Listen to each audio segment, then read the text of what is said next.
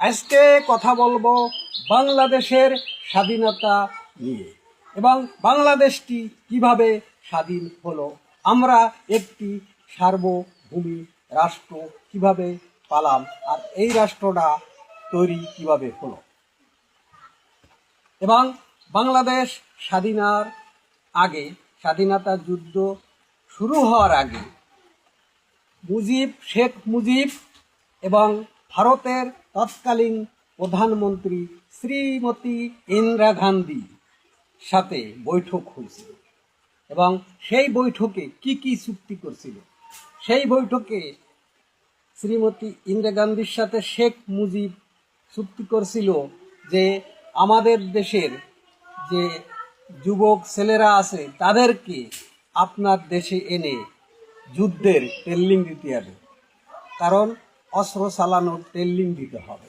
এটা ভারতের সাথে স্বাধীনতা যুদ্ধের আগে শেখ মুজিব চুক্তি করেছিল এবং এটা চুক্তি করেছিল শ্রীমতী ইন্দিরা গান্ধীর সাথে। এবং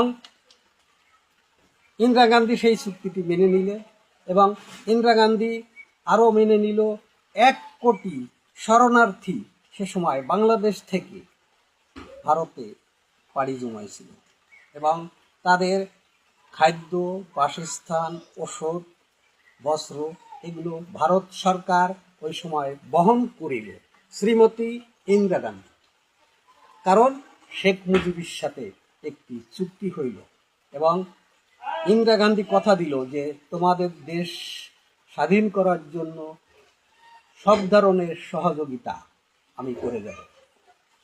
তৎকালীন ভারতের প্রধানমন্ত্রী ইন্দিরা গান্ধী শেখ মুজিবকে এই কথা দিল এবং যে কথা সেই কাজ।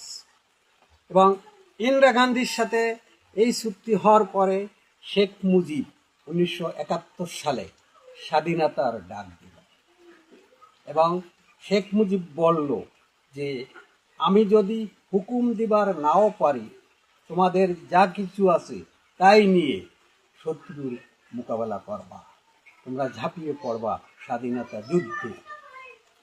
এবং এই ভাষণ হলো শেখ মুজিবের ভাষণ দেওয়ার পরে শেখ মুজিব গ্রেপ্তার হলো এবং শেখ মুজিব পাকিস্তানিরা সেনাবাহিনীরা শেখ মুজিবকে গ্রেপ্তার করে তাকে নিয়ে গেল পাকিস্তানে। শেখ মুজিব থাকলো জেলে।